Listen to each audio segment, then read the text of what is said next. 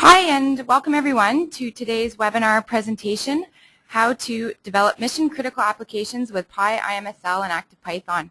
Thanks for taking time out of your busy day and joining us. We hope you find the presentation informative. I'm Kendra, and I'm the Marketing Communications Manager here at ActiveState. I'll be the moderator for today's webinar. There will be time at the end of the presentation for questions, and if we don't have a chance to answer yours, somebody will follow up with you after the presentation. We will also be archiving this on our site shortly after, and we'll be sending it out in an email to you. Now, I would like to introduce today's speakers. We have Steve Lang, who is a Senior Project Manager at Roguewave Software. Steve Lang has more than 20 years of experience with technical and engineering software technology. He brings valuable visual data analysis expertise to customers across a wide range of industries. He was the architect and lead developer of PyIMSL, Roguewave's mathematical and statistical algorithms for Python. Earlier in his career, Steve established a scientific visualization laboratory at Arizona State University. He has experience in Java, Python GUI design, high-performance computing, and visual data analysis. And then we also have Diane Mueller, who is our director here at ActiveState for Enterprise Product Management. Diane has been designing and implementing products and applications embedded into mission-critical financial and accounting systems at Fortune 500 companies for over 20 years. Diane has been actively involved in developmental efforts of XBRL Open Standard for the past 11 years. She serves on both the XBRL International Steering Committee and the Best Practices Board, chairing the Software Interoperability Working Groups and the XBRL Rendering Technical Working Group, as well as an active member of the IMSL Working Group. Now, without further ado, I'd like to turn it over to Diane. Welcome, and thank you all for joining us today on this very interesting webinar combining the power of PyIMSL and Roguewave's VNI IMSL libraries with ActivePython. So today we're just going to talk a little bit at first about ActiveState and who we are and about who Roguewave is, walk through a little bit about what ActivePython is and why you need PyIMSL, and then Steve is going to give us a very wonderful overview of the IMSL product and the benefits and walk through a nice demonstration of that. So without further ado, next slide. So a little bit about ActiveState.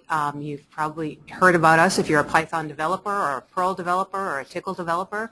We were founded in 1997. Over 2 million developers use our language distributions. 97% of the Fortune 100 or Fortune 500 use us. We also have a wonderful product line of Komodo IDEs, which we'll be showing a little bit of in the demonstration for developing with not just Perl, but Perl, Python, Tickle, PHP, Ruby, and JavaScript. And we both give a community edition of these language distributions for you to use for prototyping and developing in-house applications. But we also have business editions, enterprise editions, and OEM editions of our language distributions that you can use to embed in your products and solutions.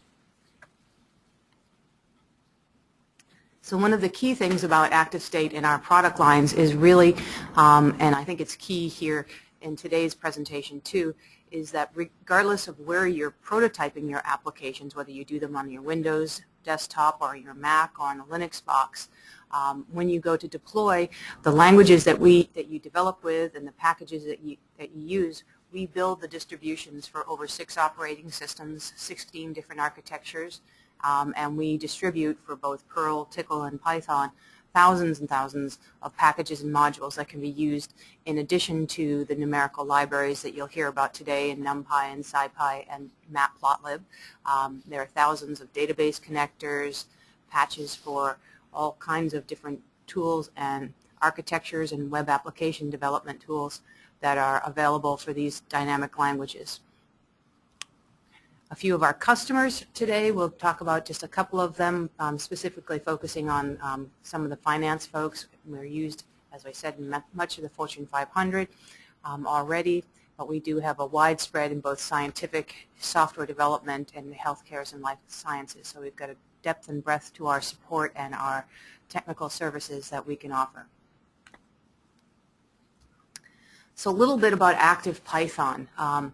It's a CPython commercial grade distribution that's available, as we said, for Windows, Linux, Mac OS. We also have some of the big iron OSs available for distributions too in our Business Edition and Enterprise Editions. The Community Edition is a freely available distribution of ActivePython, which includes the NumPy, SciPy, Matplotlib, and the PyIMSL that you're going to learn about today. The ActivePython Business and Enterprise Editions also include a number of database connectors as well as support and different licensing availability for using and including in distribution of your own software solutions. So when you go to deploy these things outside of your own company and want support, it's the business or enterprise editions that you would use. In addition, we have a wonderful repository of over 7,000 Python modules that is available and searchable at what we call PyPM index. That's our Python Package Manager index, and that's available for you to visit anytime. It's publicly available at code.activestate.com/PyPM, and I encourage you to take a look there. It'll give you an insight into the depth and breadth of all the modules that we have, and if there is a module that you feel that we're missing, please drop me a line and we will endeavor to include that. So without further ado, so I'm going to hand it over quickly to Steve Lang and thank him for joining us today from Roguewave, and let him take it off and tell us a little bit about Roguewave. Hi, thanks Diane. Yes, I'm going to talk a little bit about who Roguewave is, because in case that people aren't aware of exactly what all we do, but spend most of my time talking about PyIMSL and doing some demos that kind of will illustrate better what it's about and how people can use it. So Roguewave, we're a company that provides tools and components for software development. Said simply, I guess, we talk about this in terms of HPC as in high performance computing. We also use HPC to mean high productivity as well, because some of our tools are sort of fit both of those areas. Next slide. And we are a global company. We have offices all over the world and thousands of customers, a long history to the company. Let's go to the next slide. I have some representative customers as well. Some of the bigger areas are, again, financial services, telecom, aerospace, but many, many others as well. So because our tools are not really niche specific, they can, really are used by many, many different industries. We have three main sort of product families: the IMSL, Numerical, and Statistical Libraries, which we're going to talk about today. That's really the area that PyIMSL is the Python version of that. We also have C++ tools, components and tools, something called SourcePro, web service through a product called Hydra Express. We also have high-performance computing debuggers and memory debugging and code debugging, the total view products used on some of the largest supercomputers in the world. So different sorts of tools, but we'll focus today on IMSL and, as I said, the PyIMSL Python version of that. So let's talk a little bit about PyIMSL. It is Python wrappers to the IMSL C numerical library. I'll talk about the different versions of the IMSL libraries later, but it is specifically a way to get at the C library functionality. It, of course, we use that to extend the numerical analysis capabilities in Python. I mean, that's really what it's about, is giving you analytic and statistical functionality for Python, a very wide range of things. It's available for commercial trial license, and it's free for non-commercial use. As I say, at the bottom here, it's actually available via PyPM for both the commercial and the open versions of ActivePython, and that's the command you use to install it: PyPM install PyIMSL. And it's available on Windows, Linux, and Mac, 32 and 64-bit Windows and Linux, and for Python 2.6. It actually should run on Python 2.7 as well, but we do heavily use the NumPy array package internally, which is still at 2.6, so that's why we aren't at 3.0 at this time. Go on.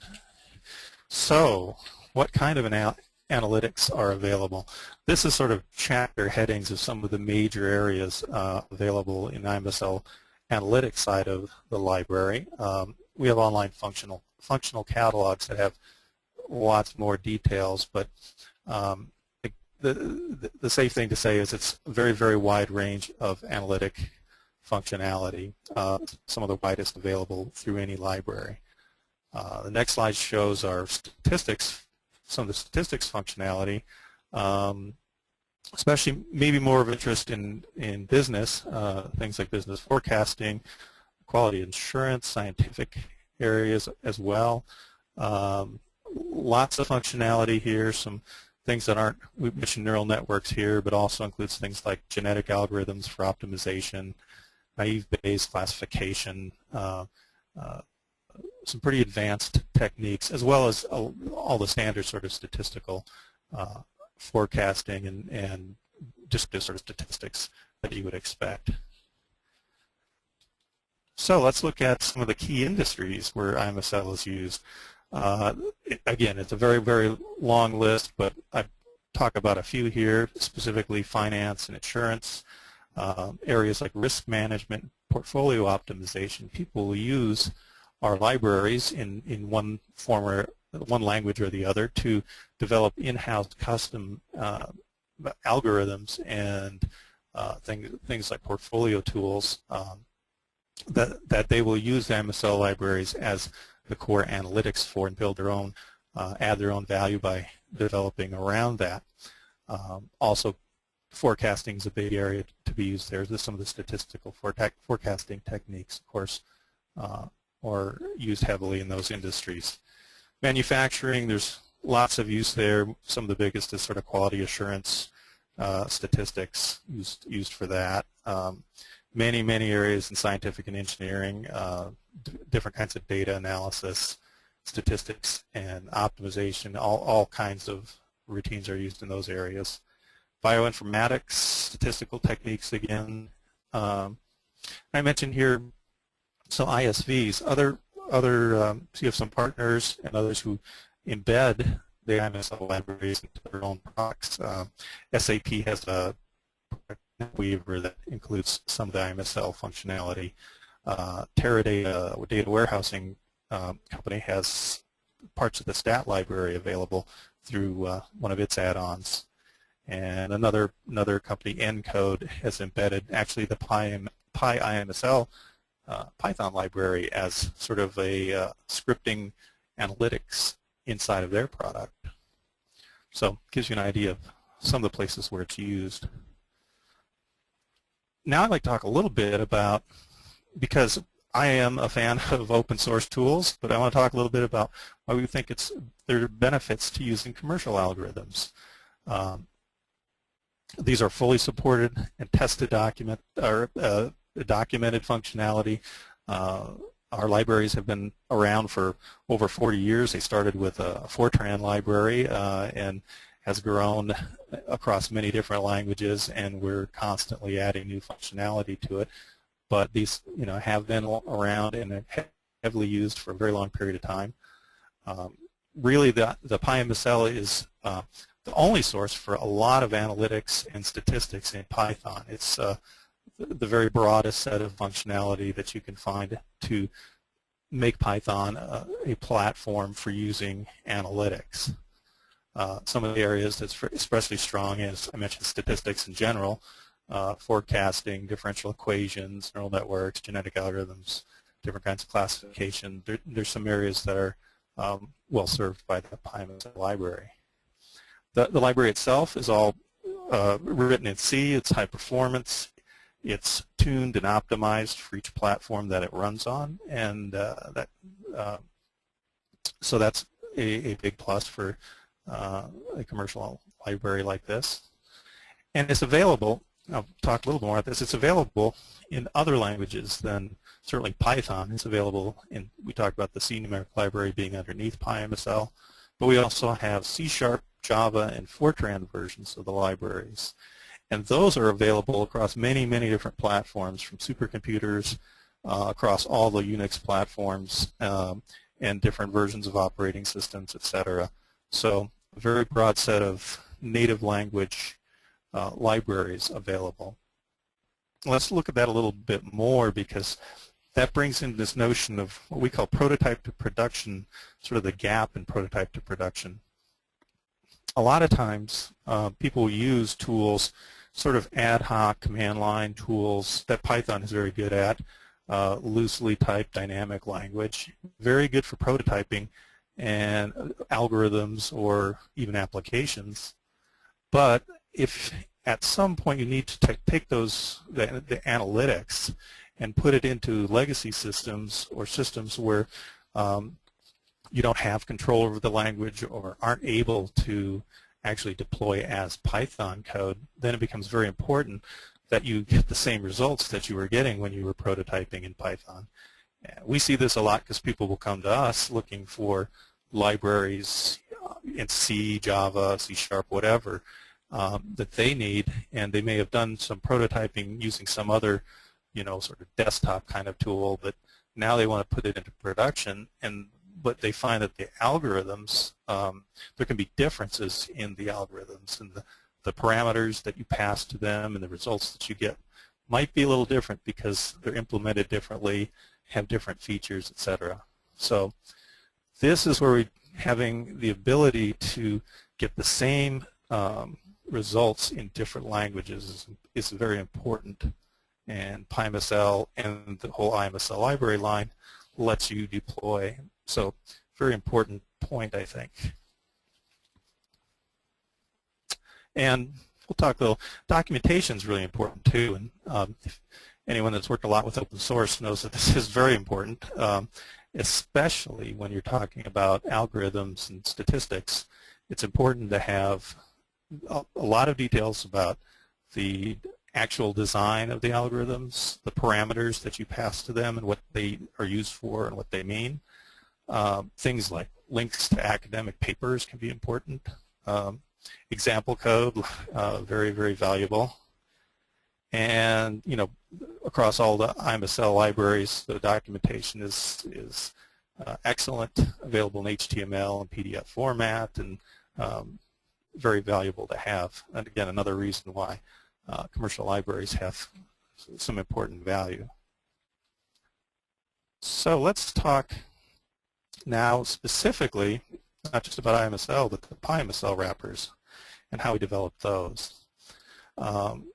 They are wrappers to the entire IMSL C library. The API in Python was designed to match as closely as possible the API used in the C libraries, which can help if you need to ever move functionality from Python to C, for instance. So try not to stray from the existing C APIs. The wrappers, we call them wrappers because they're simple Python wrappers using C types that call these IMSL shared libraries, the C numeric library shared libraries under the hood. These wrappers actually are integrated tightly with NumPy. The NumPy ND arrays, as they're called, are very important for doing any sort of large data analysis in Python. ND arrays are the best and most efficient way to move around large arrays of data, multidimensional arrays of data. So it's obviously very important with an analytic library to tightly integrate with that. And as much as the PyIMSL libraries use the C library API, they're also very Pythonic, designed so that it doesn't look like you're calling a C library at all from Python. In fact, we use things like keyword parameters, positional parameters. If you pass in any sort of scalar parameters, you don't have to worry about the types of the parameters as you would in C code or something.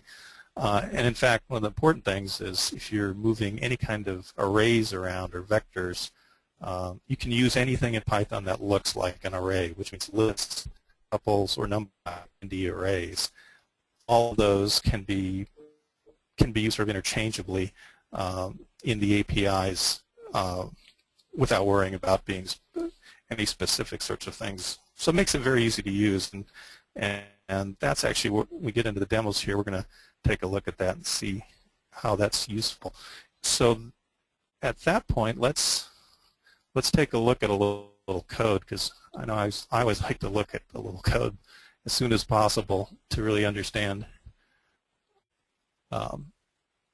what I can do. Okay. Hopefully everyone, how long this takes, can see my screen here. I have brought up a little piece of sample code within Komodo Integrated Development Environment, and Diane mentioned it a little before. It's a professional IDE for Python as well as PHP, Ruby, JavaScript. And it recently received the InfoWorld's Best Python IDE Award. It's a very, very good editor in debugger, full development environment for Python. I'm just going to use it here to show a little snippets of code because this is nicer than me trying to type it in, and works quite well for this. We'll actually sort of use the debugging feature to run this code. Let's look at the interface. What we're using here, we're going to import some things. NumPy for the, as I said, the array package, Matplotlib to do some charting, and we're going to import one, it's a multiple regression routine available in PyIMSL called regression. There's quite a few different flavors of regression functionality available, but I'm using a fairly basic one. What we do here, highlight this, we create a couple of vectors of data, and these are actually ND arrays or NumPy arrays. As I said before, that's an efficient way to store large amounts of data, even though we don't have that much data here. And we'll just plot a scatter plot of those datas. And I have a breakpoint set here, so if I go ahead and run this, it will load everything up and run to that point where we see a Matplotlib chart of our scatter of data points that we want to fit. So back to your basic algebra, I'm going to do something very simple and do a linear regression fit. The old y equals ax plus b formula. I want to fit a straight line through these data points. So close that. 2 lines of code here actually call the PyIMSL regression routine. First of all, we're going to have an output variable, the residuals, which are sort of the difference between the fitted line and our original raw data. And this routine uses least squares to kind of minimize those residuals so that you get the best fit. And so you might want to look at those. It's an output variable. It's an optional parameter, so it's a keyword parameter. We also pass in our x and y arrays. That's really all there's many more parameters available with this, but I'm just going to use those. It gives us back the coefficients of the fit. This is the a and the b and the y equals ax plus b formula. Let's go ahead and step through the code, step down to where I print the coefficients, and down here we see the intercept and the slope of the line that was calculated. Step one more and it'll print out the residuals as well. So those can be interesting to see, to understand how well the fit was performed. Now I have a little block of code where essentially what I'm going to do is I want to plot this fitted line on top of my raw data. So what I do is I grab these 2 parameters, the coefficients, A and B, out of the return data. It's actually a 2-dimensional array that's returned because this is multiple regression, and we're doing a very, very trivial case of regression, but it's actually more powerful. I actually have to index it the way I did here to get the 2 parameters I want. And I just want to evaluate sort of this formula at the values, x values 0 and 10, and store them into a 2-element y array. So here we have the y equals ax plus b kind of all written out, so you can see how I did that. I plot my scatter plot of data again, and I'm going to plot a line. This 3rd parameter sort of in the plot command determines the color and type of whether it's a scatter plot or a line plot in Matplotlib, and show the results.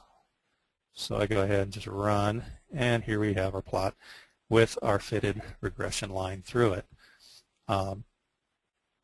So really what this shows is a couple of things. You actually get to see calling the IMSL routine. If you noticed, this is what's interesting. One interesting thing is that I've passed in 2 parameters as NumPy arrays, and I actually return a parameter here, this residual. I just created an empty list.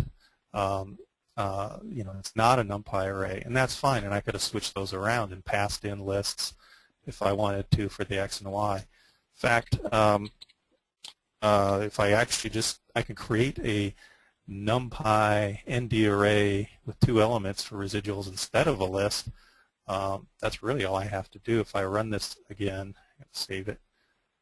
If I run this again, I'll get the same scatter plot here again, and I can continue running, and it all, of course, still works. So it just shows the convenience that I don't have to worry about am I passing in tuples or lists or ND arrays? They all work. ND arrays and lists work for output arrays. So very Pythonic interface, very easy to use. I don't have to worry about types of things and so forth. So that's actually we've looked at some actual code there, all within Komodo. Just a little bit of debugging with Komodo there. Now I'd like to show much more complicated piece of functionality, and I'm not going to look so much at the code here, but talk about the algorithm. So we have something in PyIMSL called AutoARIMA, and I'm going to try to, not going to completely educate you on ARIMA forecasting, but I'll talk enough about it that hopefully everyone can follow what it's about, and I'll explain how this particular implementation that we have is an example of a very valuable production sort of forecasting algorithm in PyIMSL. ARIMA stands for AutoRegressive Integrated Moving Average. It's a standard technique used for forecasting time series, typically time series with somewhere in the order of 50 data points as a minimum.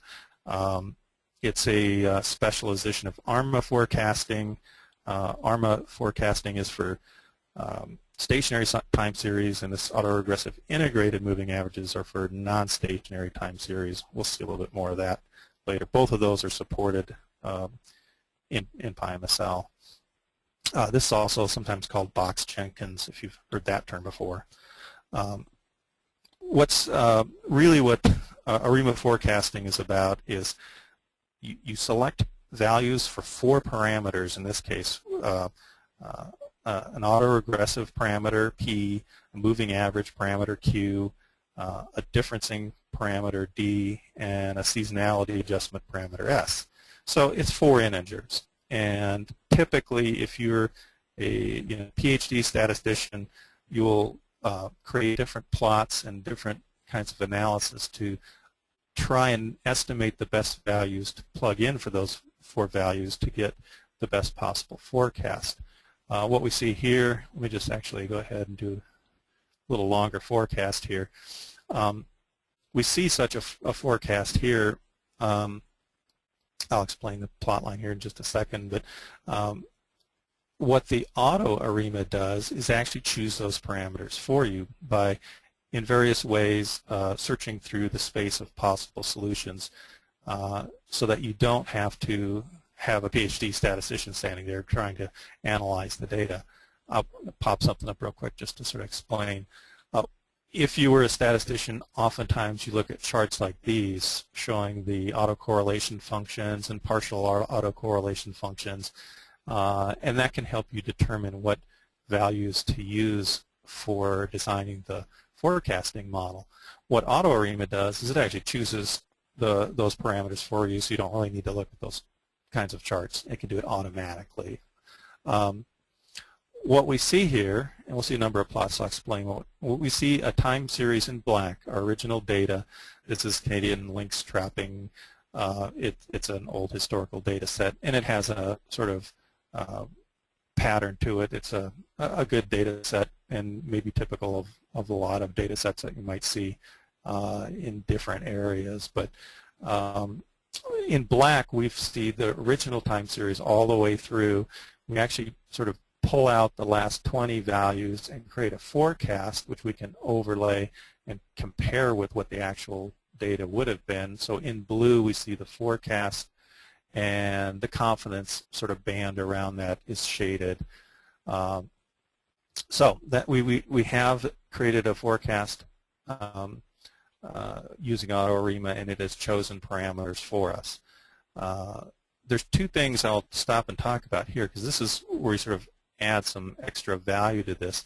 When you're doing ARIMA forecasting, it's very important that you have equally spaced samples in your time series. You cannot have missing values.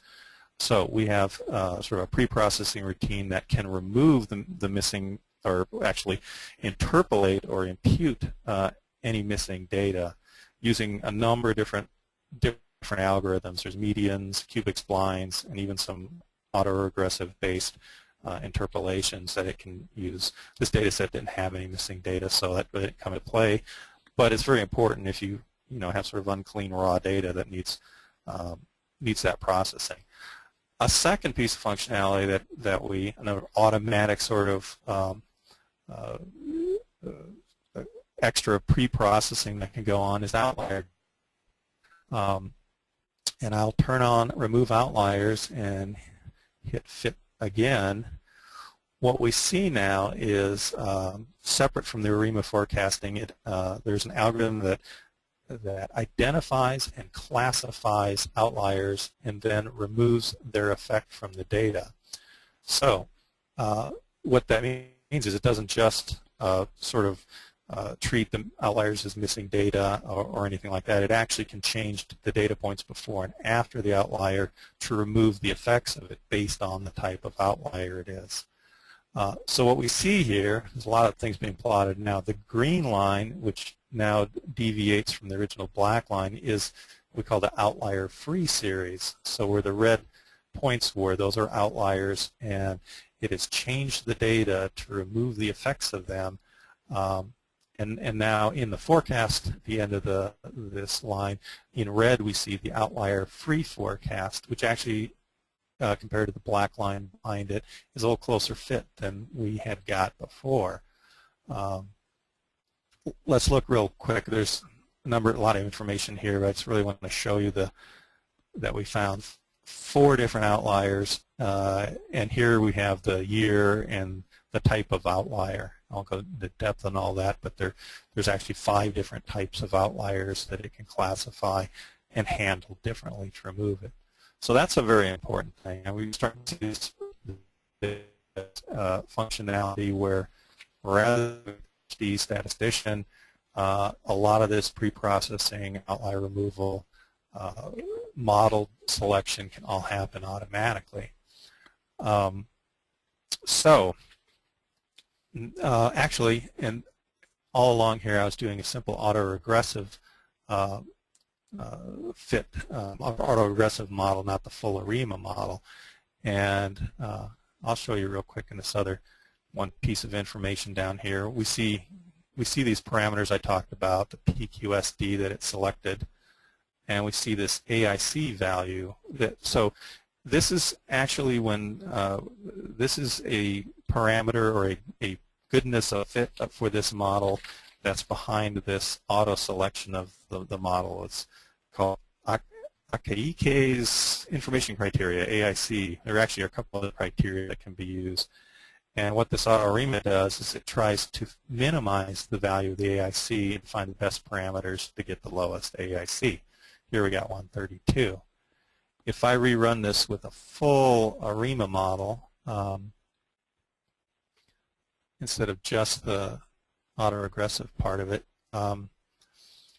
we actually see in red here we get a fairly good fit, but more importantly, I wanted to show you that this AIC value now is smaller. So that shows sort of underneath the hood how it's determining the best model fit. So let me turn one other thing I wanted to show here. I'll turn some things off here. Oh, I got flipped on. Okay. I'll change the data set And I'm just going to fit a very simple, straightforward ARIMA fit to this airline passenger data over a 10-year period. And interestingly, the number of passengers went up between 1949 and 1960. What this really shows is this is what we call a non-stationary time series, where we don't see basically a flat repeating pattern, but we see a trend over time. And the fit that we got with the AutoARIMA, we see it's a little lower, trying to pull itself probably down to more of a what we'd expect is a stationary straight across series. Interestingly, if I try to remove outliers without doing anything else, you see that it's trying to pull it down more of a stationary looking series down here. So it's very, very, very wrong. And that's because there actually is some seasonality in this data. Another parameter we can use the seasonal differencing to account for that sort of trend in the data. If I turn that on, fit my model again, now we get a very good forecast. So again, if I know that my data has some seasonality component to it, I can turn on this seasonal differencing, and there's other simple differencing as well. These are sort of standard techniques for ARIMA. Pulling this all together, what this all shows you is hopefully not too much detail into how ARIMA forecasting works, but the real message here is that we've got all kinds of analytics here: missing data interpolation, and outlier classification, automatic model selection. There's a lot of other parameters that can kind of control this. The idea, though, behind it is that for many similar kinds of data sets, you can design forecasting that pre-processes, chooses the model for you, and does a pretty good job of forecasting without human intervention. So this is something you can put in production code, run over and over on many different data sets without having to fiddle with it. So it has the functionality for basic sort of your PhD statistician analysis, but it also lends itself for putting into production code. And we see it all wrapped up here in a nice full Python interface. I can actually flip over to the code. There's a lot of user interface code involved in this, but somewhere, if I go down, I'll see the actual AutoARIMA call being made. A little more complicated than a lot more keywords than we saw in the regression example we used. But sort of this sort of general purpose demo that lets you fool with a lot of these parameters. We pass them in and return all kinds of resulting statistics that are displayed in this demonstration. But in the end, if you look at it, it's still very clean and easy to call, even more complicated like AutoARIMA. So there's lots of other forecasting. You do the PyIMSL. Like I say, I picked this one out because it has some interesting to this. Oh, yeah. Oh, we're losing your audio a bit, Steve. Sorry. Okay, sorry. Yeah. Is it okay now? Yes, that's good. I've been fading out. So those two little demos hopefully help you see sort of what it looks like to use PyIMSL, how you use it Python, and sort of what you can do with it. And with that, I will turn it back over to Dan. Great. All right. Well, thank you very much for that, Steve. And I think that peek into ARIMA really shows you the depth and the breadth of the PyIMSL and the Roguewave IMSL libraries. That when we can combine that with ActivePython, the applications and the tool sets that we have available to us now really let us and provide for us a very robust platform for developing all kinds of financial applications and scientific applications for doing your research and creating mission-critical analytic applications. One of the things I think early on that Steve pointed out too is that along with the IMSL product, you get a wonderful documentation set, and a number of the demos are available on the Roguewave website for you to take a look at. And this is one of the side benefits of working with a commercial IMSL library. I want to re-emphasize, too, that one of the benefits of using the IMSL libraries is this concept of going from prototype to production.